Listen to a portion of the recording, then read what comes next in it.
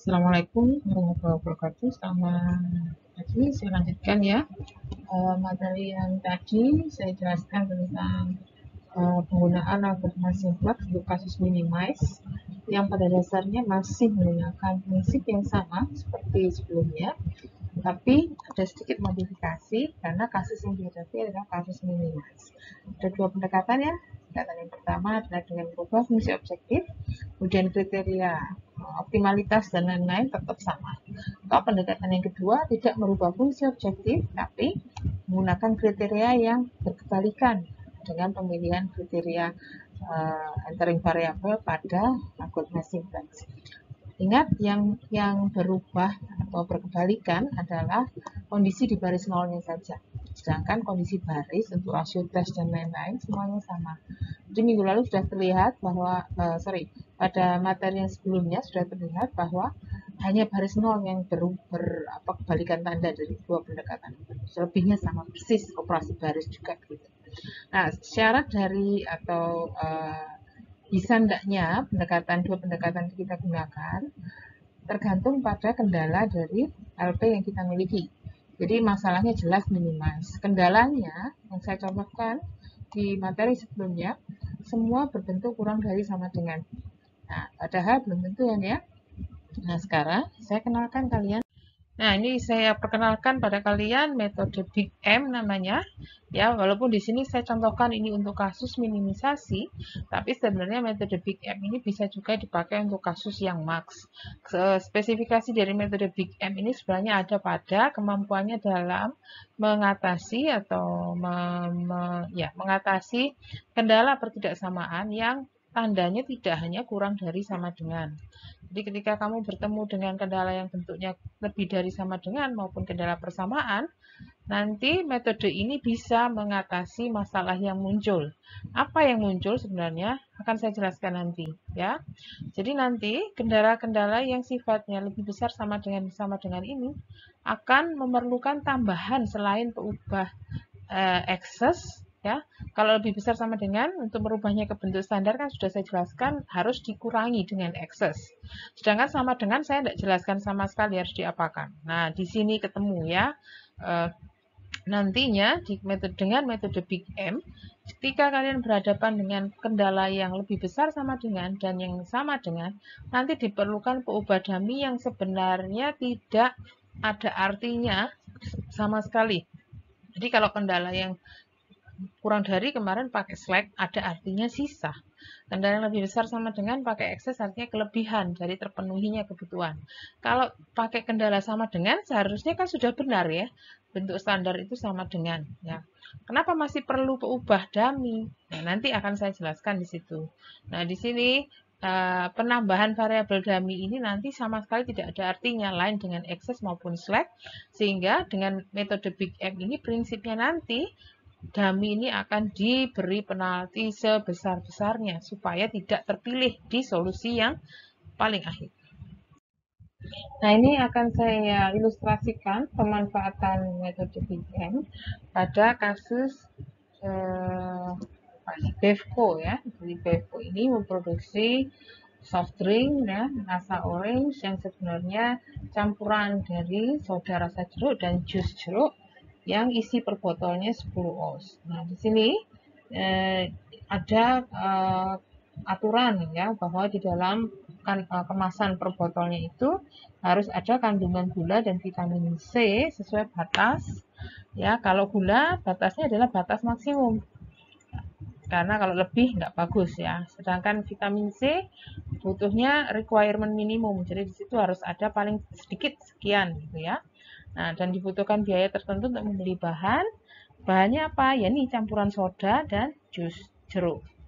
Sedangkan di sini botolnya harus volume per botolnya harus 10 oz. Jadi terserah mau nyampur sodanya berapa, jusnya berapa, yang campurannya harus total 10 oz. Nah, nanti di sini ingin diputuskan komposisi bahan. Komposisi bahan di sini ya cerita tadi, berapa volume sodanya, berapa volume jus jeruknya, supaya totalnya 10 oz per botol, tapi tetap memenuhi kandungan gula dan vitamin C dengan biaya minimum. Mestinya kalau vitamin C ini adanya ya lebih banyak di jus jeruk, sedangkan di soda mungkin lebih dominan gula. Nah, nanti mix atau campurannya seperti apa sehingga ini terpenuhi, harus tahu dulu komposisinya. Nah, di sini ada informasi mengenai komposisi bahan dan kriteria biaya produksinya. Kemudian bisa kamu lihat di sini setiap volume satuannya oz di sini ya dalam kalau mau membuat satu botol orange minuman, satu botol minuman itu gula ya. Kalau menggunakan soda kandungan gulanya setengah ons. Ya, jadi setiap volume soda di dalam satu botol orange itu akan ya setiap soda di dalam botol orange itu nanti akan berkontribusi setengah ons gula. Nah, di sini juga setiap oz jus jeruk dalam botol orange yang mau diproduksi itu nanti setiap volumenya, setiap oznya mengandung 0,25 ons. Padahal gulanya ini paling banyak 4 ons, nggak boleh lebih. Jadi kalau menggunakan satu oz ya kontribusinya setengah ons gula. Menggunakan satu oz soda kontribusinya setengah ons gula. Menggunakan 2 oz soda kontribusinya 1 ons gula dan seterusnya. Vitamin C satuannya miligram.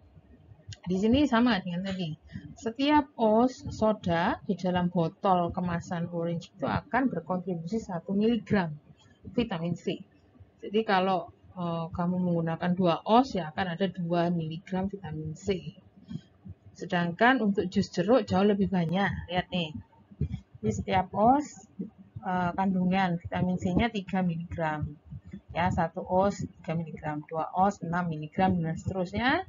Yang nanti dalam satu botol itu harus ada paling sedikit 20 mg per botolnya. Nah, ini satu-satu ini saya pakai supaya bisa menggambarkan nanti kalau volume soda ya berapa oz ditambah volume jus berapa oz, totalnya harus 10 oz. Biaya di sini biaya produksi, biaya pembelian atau biaya apalah ya, lebih mahal pada jus jeruk ya. Di sini harganya 3 sen per volumenya. Kalau soda harganya cuma 2 oz. Jadi kalau mau murah-murahan ya banyakan pakai sodanya ya, tapi di situ hati-hati. Aturannya kan tidak boleh terlalu manis di sini ceritanya. Paling banyak 4 ons gulanya. Nah, dari cerita ini saya bisa definisikan bahwa peubah keputusannya adalah seperti tadi, berapa sih campuran bahan supaya biayanya minimal. Campuran bahan di sini direpresentasikan dengan X1 sebagai volume soda per botol, ya, satuannya oz, sedangkan X2 volume jus per botol, satuannya juga oz. Totalnya nanti harus 10. Komposisi bahan di sini dengan gula dan vitamin C ada di sini, nanti aturannya dalam bentuk kendala, dan kendala yang satu nanti berupa volume total harus 10 oz. Nah, ini persamaannya ya, setelah kita tadi ceritakan masing-masing komposisi dan kandungan, kemudian biaya-biaya. Nah, biaya di sini kita terjemahkan dalam fungsi objektif yang bunyinya 2x1 plus 3x2. Kandungan gula kita terjemahkan dalam bentuk pemodelan setengah X1 plus 0,25 X2 paling banyak 4 on, berarti nggak boleh lebih, kurang dari sama dengan 4. Vitamin C 1 di sini kita terjemahkan sebagai 1 kali X1, 3 di sini 3 kali X2, karena paling sedikit berarti di sini lebih dari 20. Sedangkan yang buat volume di sini pas sama dengan 10. Volume per botolnya harus sama dengan 10. Jangan lupa batasan tanda. Ini volume tidak mungkin negatif. Nah, di sini akan saya tunjukkan bagaimana merubah menjadi bentuk standar. Jadi seperti minggu lalu, kenali dulu bentuknya. Jadi yang ini pertidaksamaan yang pertama kurang dari, maka di situ kita butuhkan penambahan variabel slack yang nanti berarti dia adalah sisa kandungan gula yang tidak penuhi di situ. Nah, sisa dari batas atasnya ya, S1 sama dengan 4. Baris kedua, karena kurang dari, kita menggunakan excess tapi dalam bentuk pengurangan. Nah, ini yang masih sering salah ya, diingat-ingat, indeks itu diberi sesuai barisnya. Jadi kalau letaknya di baris 1, baik itu S, baik itu E, baik itu nanti dummy yang notasinya saya kasih nama A. Kalau letaknya di 1 ya indeksnya 1. Letaknya di baris 2 indeksnya 2 dan seterusnya. Jadi ini kenapa saya beri nama E2? Karena posisinya di baris 2, padahal nggak ada E1, nggak apa-apa. Langsung E2 ya. Baris 3 sudah sama dengan, sementara saya biarkan dulu karena sudah sama dengan, nggak perlu diapa-apakan sementara. Oke. Jadinya seperti ini, di mana saya masih harus tambahkan di sini ada dua variabel tambahan ya, slack dan excess yang sama-sama berarti mempunyai arti. Jadi slack tadi sisa tidak terpenuhan kandungan gulanya dari batas atas, sedangkan excess ya E2 di situ kelebihan kandungan vitamin C dari batas minimumnya. Jadi di sini nanti ada masalah sebetulnya, yaitu pada baris 2 dan baris 3 nanti tidak ditemui bentuk kanonik. Tidak ditemui bentuk kanonik yang 1 bernilai 1 di baris itu, bernilai 0 di baris lain. Ya, mungkin kamu belum kelihatan, tapi kalau saya tuliskan dengan bentuk tablo akan terlihat. Oke, coba ini saya tuliskan. Baris 0 biarkan saja dulu. Baris 1 misalkan saya tulis di sini setengah. 0,2 ini 0 ya. 0 setengah 0,25 S1-nya 1. E2 enggak ada. Luas kanan 4. Baris 2 ini juga 0.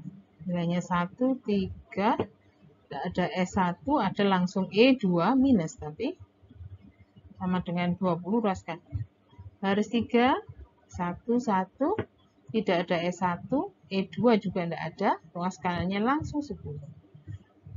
Baris fungsi objektif tidak saya rubah, tapi saya buat agar variabel semua ada di ruas kiri.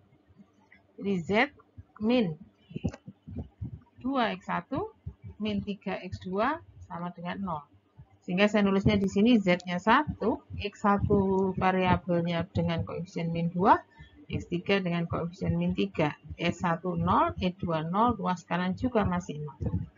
Nah, sekarang baca BV. Baris pertama, baris 0 ya pasti Z. Belum ada nilai apapun 0. Baris pertama ada 1 di sini, yang 0 nilainya S1. Boleh saya tulis di kanannya sama dengan 4. Baris kedua, nggak ada. Adanya ini min 1, nggak boleh. Ya, tidak boleh menggunakan negatif sebagai BV. Apalagi baris 3 sama sekali tidak ada ini di baris 3.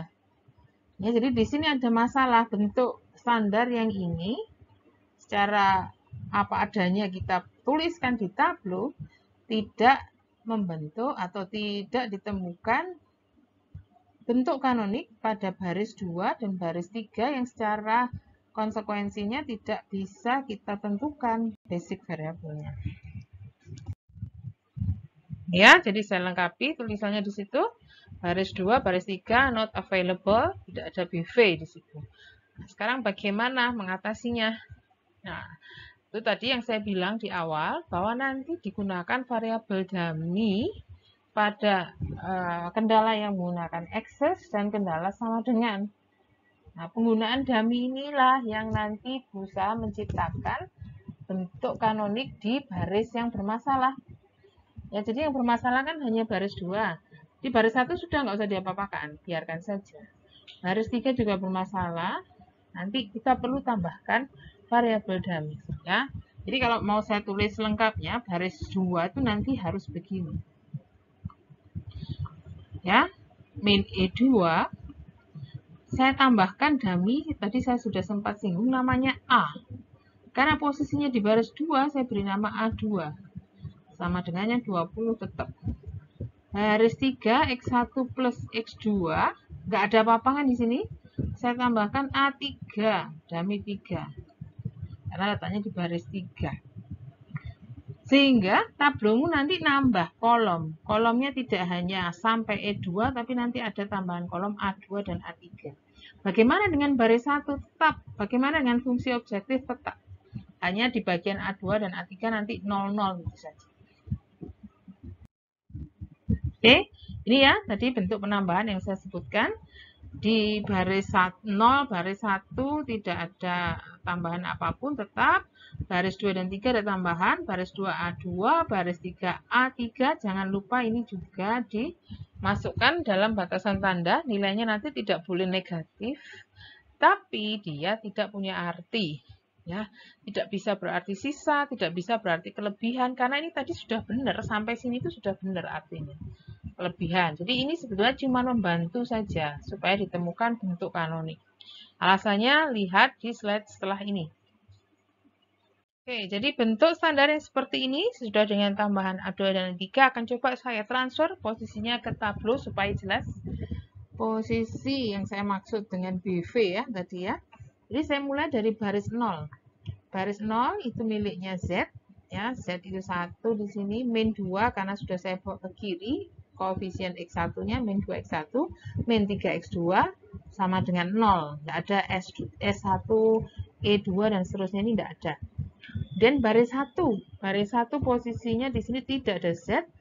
X1 setengah, X2 0,25, ada S1 selainnya 0, ruas kanan 4, baris 2 Z tidak ada, 1, 3, tidak ada S1, min 1 di E2, 1 di A2, A3 tidak ada, sama dengan 20 di sini. Baris 3, tidak ada Z, ini ada 1, 1, 0, 0, A2 juga tidak ada, adanya A3 yang sama dengan 10. Nah, baru di sini mulai terlihat ada BV yang bisa kita bunyikan. Ya, coba dilihat di sini. Ya. Di sini akhirnya masalah kita tadi yang baris 2 dan baris 3 yang kehilangan tidak memiliki BV tadi bisa kita upayakan. Baris 0 ada. Baris 1 ada di sini. Baris 2 ada di sini. Baris 3 ada di sini. Ya. Yang bisa saya lengkapi dengan bunyi seperti itu. Z-nya masih 0, S1 4, A2 20, A3 10. Oke. Dengan BFS yang lengkap seperti ini, semua X masih 0, E-nya 0, S1 4, A2 20, A3 10. Hanya saja di situ ya juga sudah saya tuliskan ke himpunan BV dan himpunan NBV. Nah, cuman di sini nanti ada masalah. Masalah baru muncul.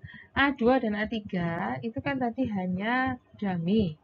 Kalau ini ada di dalam solusi, itu nanti jadi gimana ya? Kita tidak bisa mengartikan karena solusi dari suatu LP itu harus mempunyai arti semua, baik itu S sebagai slack, sebagai sisa, baik itu excess harus ada arti. Nah, kalau kita mempunyai solusi A220 dan A310 sebenarnya bingung juga apa artinya. Nah, nanti ya di dalam Big M A2 dan A3 ini kita usahakan supaya diberi penalti. Karena di baris 0, kenapa ini masih terjadi ada A2 dan A3 dalam solusi? Karena di baris 0 tidak ada informasi sama sekali bagaimana kita menghandle A2 dan A3. Kita hanya fokus pada biaya di X1, produksi volume soda tadi, dan biaya di X2, volume jus jeruk, tanpa kepikiran ini A2, A3 ini diapakan. Harusnya juga ada biaya ini kalau masuk ke dalam solusi. Oke, jadi ini adalah masalah yang terjadi ketika kita menggunakan variabel dummy. Jadi nantinya kalau ada di dalam solusi tidak bisa diinterpretasikan. Itu yang utama. Kemudian bagaimana kita mengatasi ini? Nggak boleh ada di BV, tidak boleh dipilih sebagai solusi. Nggak boleh dipilih sebagai solusi, itu tergantung dari bagaimana kita memberikan biaya pada variabel tersebut. Ingat, kasus kita kan minimize ya, kasusnya minimize. Kamu kalau disuruh memilih biaya termurah, itu pasti yang kamu pilih adalah angka-angka kecil. Ya, variabel dengan angka kecil. Contoh, misalkan saya punya variabel X1 yang biayanya 3. Ya, variabel X2 biayanya 1000. Kalau kasusnya minimize, pasti yang kamu pilih dahulu adalah yang 3. Nah, sekarang masalahnya ada A2 yang tidak ingin kamu pilih, tapi dia memang ada di dalam model sebagai bantuan bentuk kanonikal. Ya, maka kalau nggak ingin dipilih, maka kamu harus beri harga di sini yang juga besar. Biaya yang besar sehingga peran biaya tadi mirip seperti angka 1000 di X2 ini. Satunya biayanya cuma 3, satunya biayanya 1000. Yang 1000 tidak akan dipilih. Jadi kalau A2 nggak mau dipilih, ya A2 ini kamu kasih biaya yang besar, yang di dalam konsep Big M ini dinamakan penalti M. Kalau ditanya M itu berapa, Bu? Ya angka yang sangat-sangat besar, jauh lebih besar dari biaya-biaya lain yang ada di variabel baris 0. Jadi misalkan baris 0-nya ada X1, X2. Koefisiennya biasanya kan C1, C2 gitu ya.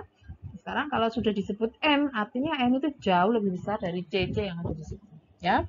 Nah, kalau untuk kasus minimize, tadi kan saya sudah bilang, Big M itu nggak hanya minimize sebenarnya, bisa juga untuk max. Nah, kalau untuk kasus minimize, dengan ilustrasi saya tadi ini, jika kamu ketemu variabel dengan biaya-biaya, katakan 3, X1, terus ada yang tiba-tiba 1000, yang besar ini tidak akan dipilih. A2 nanti juga gitu, berarti harus ada sebagai tambahan biaya, makanya plus koefisiennya N. Ya. Jadi ini saya sebutkan pada fungsi objektif ditambahkan pada kasus minimize A2 dan A3 dengan penalti sebesar-besarnya M itu tadi, agar tidak terpilih sebagai solusi. Kebalikannya nanti, kalau misalkan ketemu kasus max yang harus pakai dummy A, kapan? Kalau kamu punya kasus max tapi kendalanya lebih dari, atau kendalanya juga ada sama dengan. Tadi ini A2, A3 kan munculnya karena kendala lebih besar, dan di sini muncul karena kendala yang sama dengan. Bisa saja fungsi objektifnya max. Nah, kalau fungsi objektifnya maximize, logikanya dibalik. Kalau kamu punya 3 X1 dan 10 X2, yang kamu pilih kan yang 10. Ya, atau sebaliknya, kayak gini deh. Kalau kamu punya 3 X1, 10 X2, ada min 5 X3, ya. Kalau disuruh milih, ya mau yang paling besar yang ini. Pasti X2 nanti yang terpilih karena dia akan menaikkan. X1 mungkin saja dipilih karena juga menaikkan toh. Tapi pilihannya pasti lebih dulu X2 karena X2 yang lebih besar. Nah, variabel yang ini nanti jarang, dia tidak mungkin, dilirik aja mungkin enggak. Kenapa? Karena minus. Minus kan pasti menurunkan gitu. Nah, di konsep Big M sama ya. Kalau tadi kita pakai konsep penambahan, ketika masalahnya adalah maximize, maka keberadaan A2 itu nanti dikurangkan di dalam fungsi objektif, bahkan pengurangannya itu masih dibebani dengan penalti sebesar N. Jadi kalau depannya ada variabel X1 koefisiennya C1, variabel X2 koefisiennya C2, nanti jika kamu menggunakan variabel dummy yang di kasus lebih besar sama dengan atau kasus sama dengan, maka tambahan atau embel-embelnya di sini ada dalam bentuk minus, ya. Nih, makanya di sini saya jelaskan kalau kasus max dikurangkan dengan bobot n, ya. Jadi nanti gitu, suatu saat ketemu kasus max, variabel dummy-nya itu dikurangi pada fungsi objektif, ya, tetap dikalikan n, tapi dikurangi. Otomatis nanti nggak akan terpilih. Nah, di punya kita tadi masih minimize dengan logika kalau ditambahkan dia malah membebani, malah menaikkan fungsi objektif, nilai fungsi objektif, sehingga ditambah penambahnya dengan penalti, ya. Yang kita modifikasi juga dalam bentuk ruas kiri supaya bisa langsung dituliskan ke tablo. Jadi ini dibawa ke ruas kiri semua supaya bisa ditulis di baris 0 tablo. Oke, Di tablo awal ini, penulisan kasus yang tadi, setelah dengan penambahan M, akhirnya menjadi min 2 dx1, min 3 dx2, S1, E2 tidak ada, tapi ada A2 dengan koefisien minus M, ada A3 dengan koefisien minus M. Setelah tadi kita rubah fungsi objektifnya, masalah baru muncul ya sayangnya. Tadi kan kita sudah sepakat ketika belum ada M ini sudah ketemu BV itu S1 di baris 1, A2 baris 3, baris 2, A3 di baris 3. Nah, sekarang buyar lagi nih di sini, lihat. A2 tidak mungkin berperan lagi sebagai BV karena di sini ada minus M. Demikian pula dengan A3. Di sini ada minus M-nya. Padahal di sini sudah cantik 001. Di sini ada minus M, ya. Jadi di sini masalah baru akibat penambahan penalti. Tidak ditemukan lagi bentuk kanoniknya. Bagaimana? Nggak masalah, itu bisa kita atasi dengan mengoperasikan ya, yang ada di baris 0 ini kan minus M. Kalau saya tambah dengan M kali 1, 0 nggak sih? 0 kan? Minus M di sini, kalau saya tambah dengan M kali 1 yang di baris 3, 0 juga toh? Ya, tapi penambahannya nanti tidak hanya di kolom A2 dan A3, otomatis berlaku untuk semua. Ya, di kolom X1 ya otomatis nanti ini M kali 1 ditambahkan. M kali 3, M kali 1 ditambahkan. Di sini minus M, tambahkan. Dan seterusnya, bahkan yang ruas kanan sekalipun, di sini nanti harus dikalikan M semua. 20M, 10M, tambahkan di baris 0 ini. Nanti akan ada perubahan dengan operasi baris. Yang ini saya sebut tablo 0. Nanti tablo 0 itu dimodifikasi sedikit ya dengan kita melakukan penjumlahan antara baris 0 yang ada di situ dengan M kali baris 2 dan M kali baris 3 seperti ilustrasi saya tadi. Ini supaya 0 ditambah M kali baris 2. Bu, kalau masih ditambah M kali baris 3 gimana? Nggak ada efeknya kan ini 0. Ya, jadi bolehlah kita lakukan secara berbarengan. Minus M ditambah M kali baris ini juga 0, nggak masalah. Langsung dia kenanya yang baris 3. Jadi bentuk kanonik yang ini tuh sebenarnya sudah setengah jadi. Kita tinggal menyesuaikan ya bagaimana keinginan kita untuk baris 0-nya. Karena di sini sebenarnya sudah sebagian besar 0, hanya dia saja yang 1. Jadi operasi baris yang serempak di baris 0 yang lama itu sebetulnya hanya akan berpengaruh pada yang baris hanya 1. Yang lain nggak berpengaruh. Oke?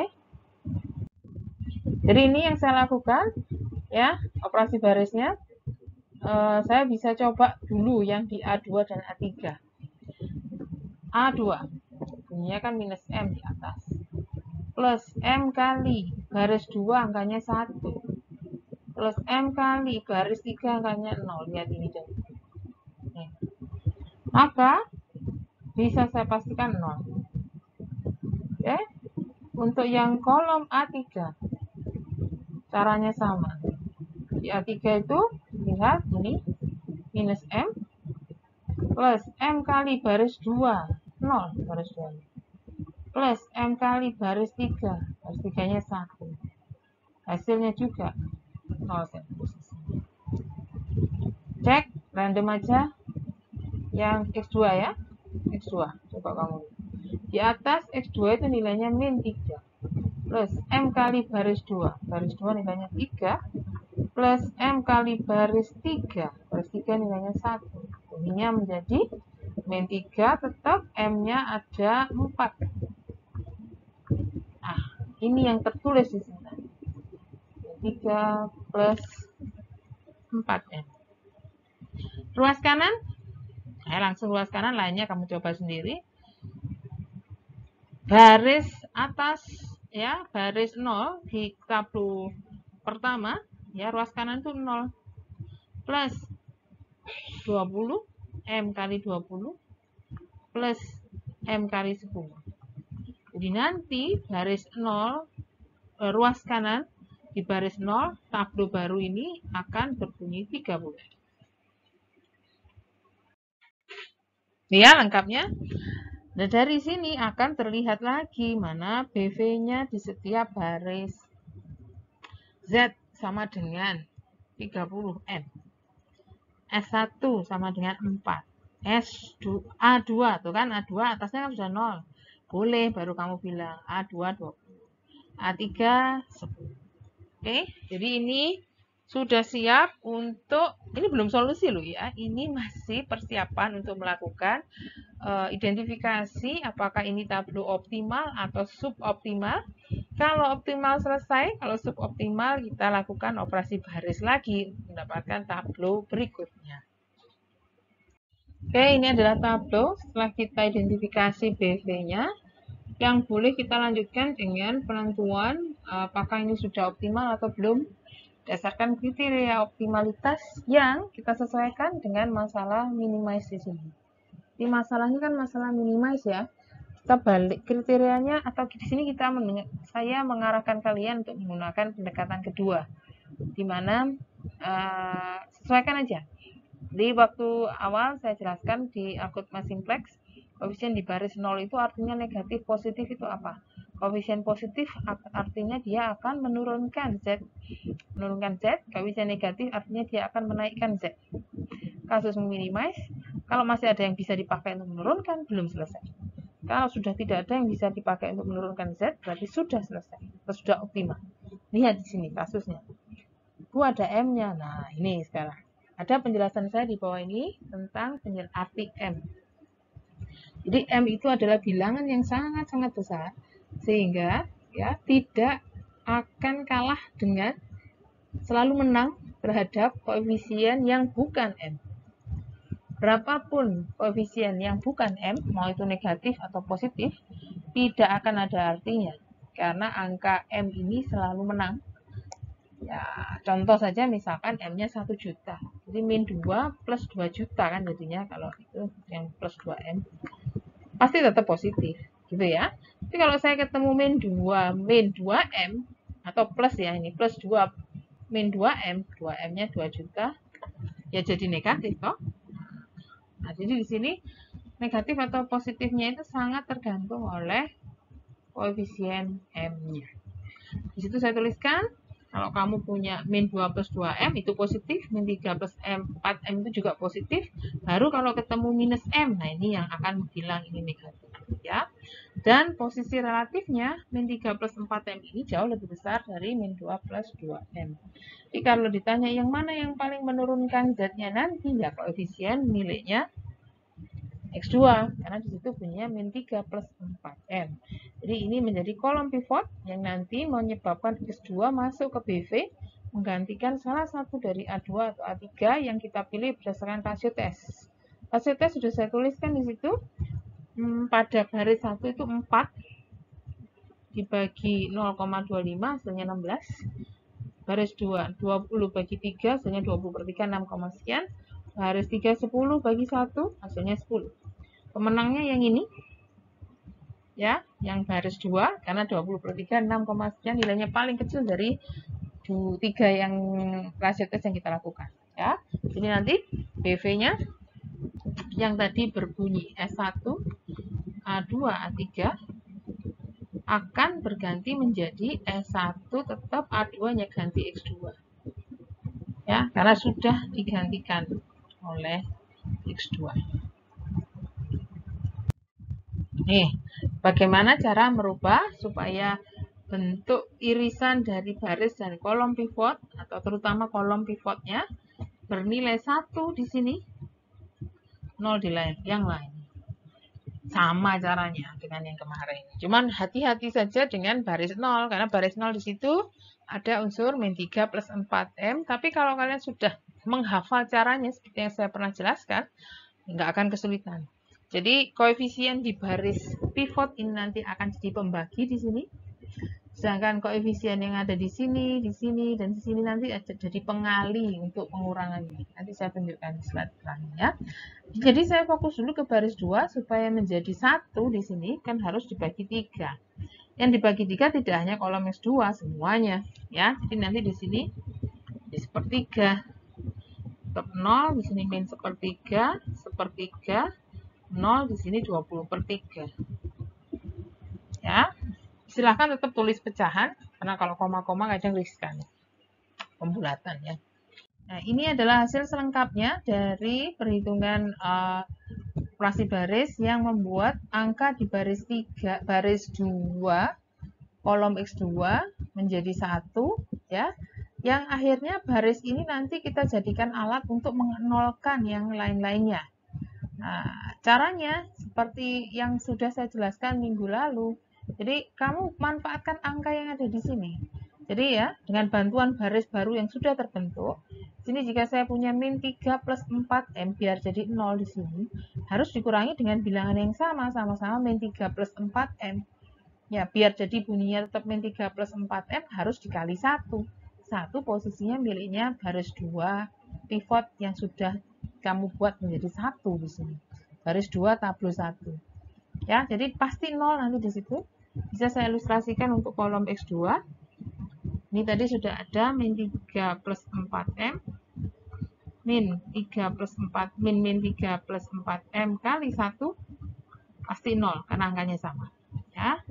Yang mungkin berbeda dan agak kompleks itu adalah kolom X1. Karena kolom X1 di sini sama-sama ada min 2 plus 2M. Di barisnya X1 di sini ada angka, di baris 2, tabel 1, kolom X1 ada angka 1/3. Kerjakannya kelompokkan angka dengan angka yang ada suku M dengan suku N. Ini saya dahulukan yang angka. Angkanya di depan ada min 2. Di belakang ada min. Jadi plus 3. Jangan lupa dikalikan 1/3. Hasilnya ini 1 ya. Jadi min 2 plus 1 jadi min 1. Yang ada M-nya, suku depan 2M. Suku belakang minus 4M kali 1/3. Kalau kita samakan pertiganya, jadi di sini 6M, belakang 4M, hasilnya 2/3M.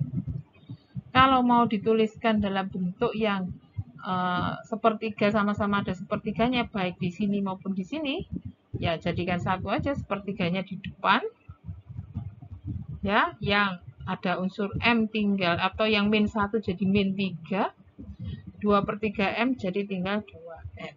Itu nanti kamu tuliskan di sini. X2-nya 0 tadi sudah.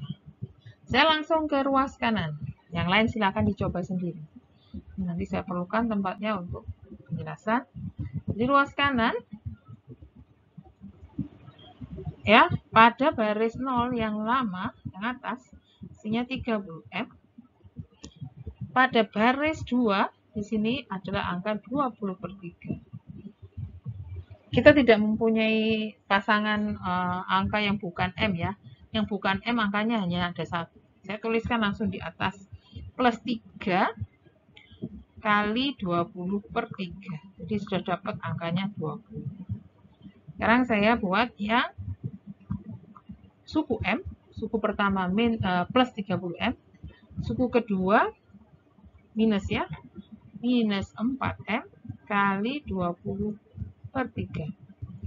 Dibuat sama-sama per 3, 30M jadi 90M, 4 kali 20, 80M. Di sini saya dapat 10/3M. Sama seperti tadi, kalau mau ditulis yang sepertiganya ada di depan, berarti di ruas kanan ini nanti isinya sepertiga ya. Yang angka 20 ini biar ada sepertiga berarti harus 60. 60/3 jadi 20, sedangkan yang suku ada M-nya sepertiganya sudah keluar, tinggal sisanya 10M. Itu nanti isi dari ruas kanan. Selainnya dicoba sendiri. Selengkapnya ada di sini dan bisa kamu lihat ya di baris yang sudah baris 0 yang sudah saya lengkapi sudah mulai terbentuk X2 0 seperti kebutuhan kita, X2-nya 0. Kemudian apa namanya? Ada ini X2-nya sudah 0. Ada koefisien-koefisien di baris 0 lainnya yang mungkin saja positif, mungkin saja negatif. ya, yang nanti menjadi kriteria optimalitas kita. Tapi nggak saya bahas dulu sekarang, karena saya masih harus membuat 0 untuk baris 1 dan 0 untuk baris 3 menggunakan angka-angka yang ada di sini. Konsepnya sama seperti tadi, bahkan lebih mudah karena di sini tidak lagi ada unsur M-nya. Oke, sekarang untuk baris 1, bagaimana supaya ini 0? Tadi caranya sama, angka 0,25 ini harus dibuat menjadi 1, supaya dibuat menjadi 0, supaya 0 dikurangi dengan angka yang sama. Angka yang sama saya taruh di sini, 0,25. Ya, dikali biar tetap 0,25 kan harus dikali 1. Ya sudah, penilai 1 adalah baris 2 yang baru di sini. Ya, jadi rumus ini berlaku untuk seluruh kolom. Tapi fokusnya adalah kolom X2 yang harus bernilai 0 nantinya. Oke, saya coba tunjukkan untuk kolom X2. Yang atas nilainya 0,25. Min 0,25, baris 2 barumu angkanya 1. Maka hasilnya 0. Ya, saya pakai random yang lain. Misalkan yang saya gunakan adalah kolom X1. Ya, kolom X1. Kolom X1 yang atas nilainya setengah, min 0,25 sudah pasti. Di sini ya nilainya sepertiga. Berarti ada setengah dikurangi seperempat kali sepertiga. Per 12 ya. 12 bagi 2, 6. Min 1. Jadi nanti di sini akan ada 5/12. Tuliskan di sini. S1 coba. S1 di atas bagaimana? S1 atasnya 1 ya, 0,25 tetap, tapi di sini S1 0. Jadi nggak masalah ya kalau di sini 0. Jadi angkanya nanti di sini tetap sama dengan 1. Ruas kanan saja sekarang, yang lainnya bisa ngikutin. Ruas kanan. Ruas kanan itu di kolom di baris 1 angkanya 4 seperempat kali di ruas kanannya ini nilainya 20/3.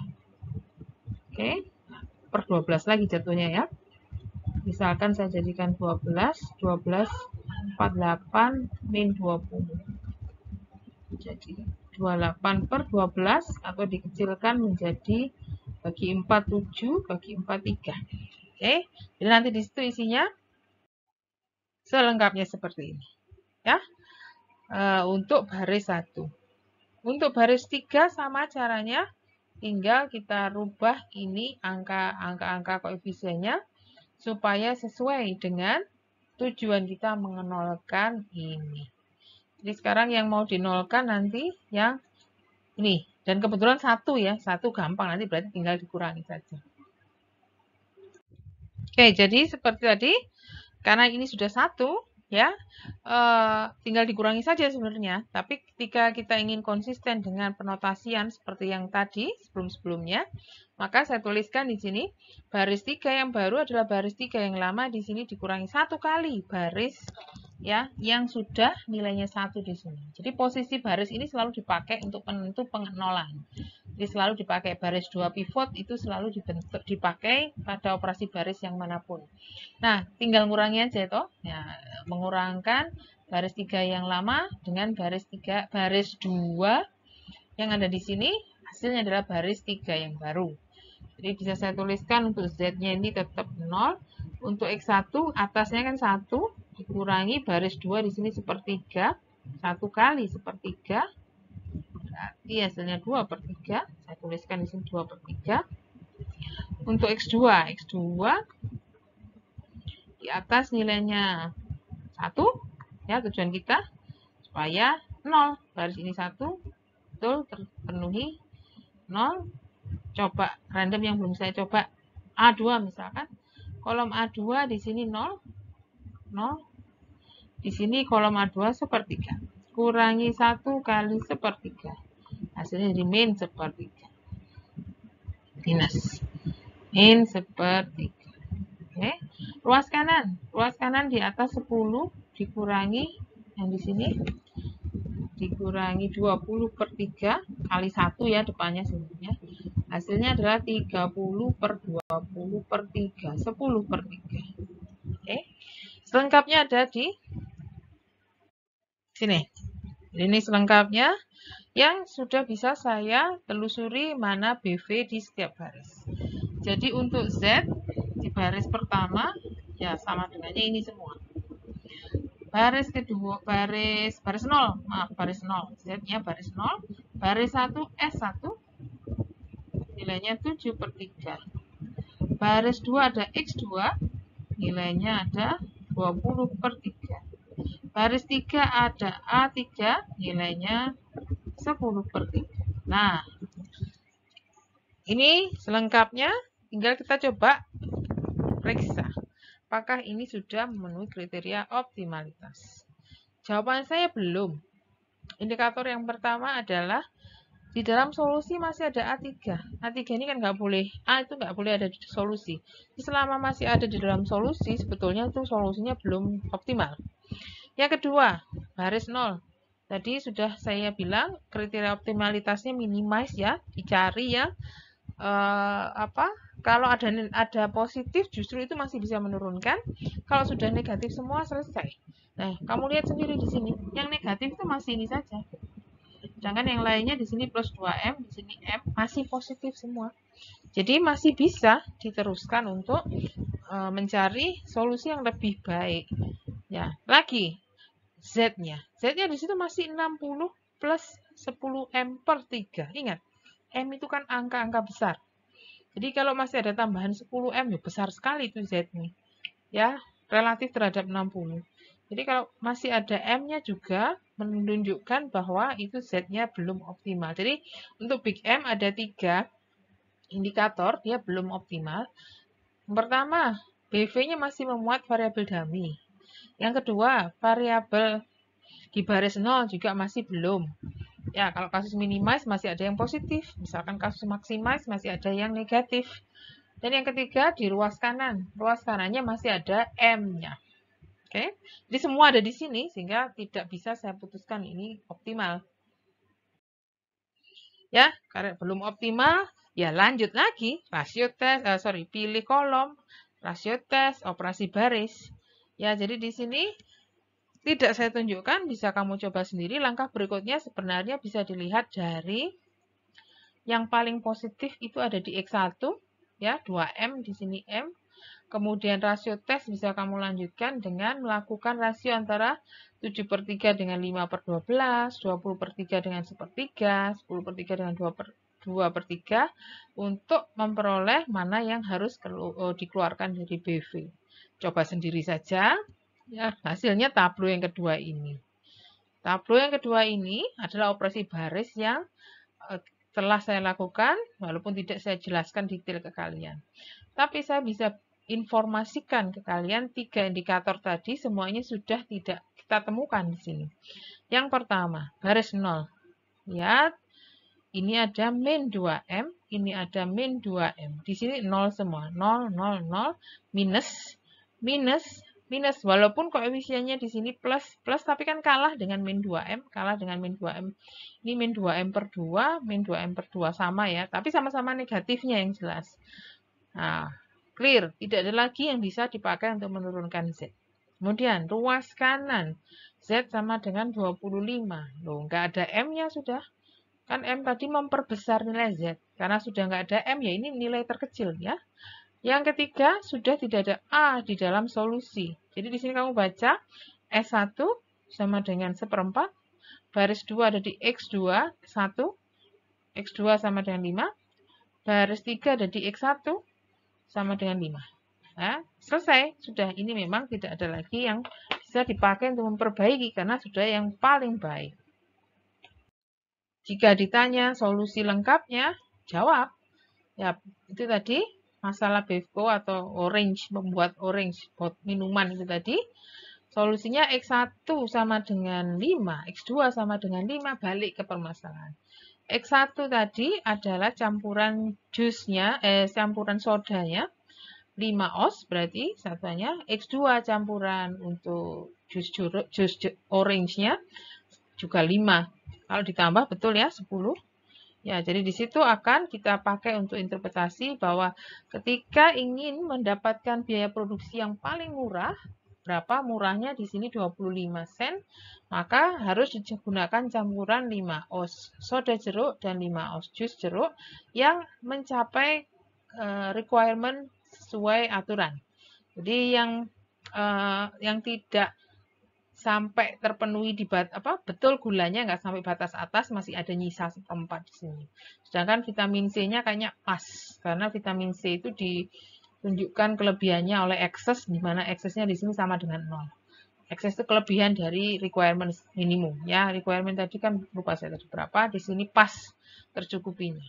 Sedangkan kalau gulanya masih kurang sebetulnya dari batas atas, kurangnya 1/4 ya. Tapi karena permintaannya malah nggak sampai, nggak boleh lebih, jadi betul di sini.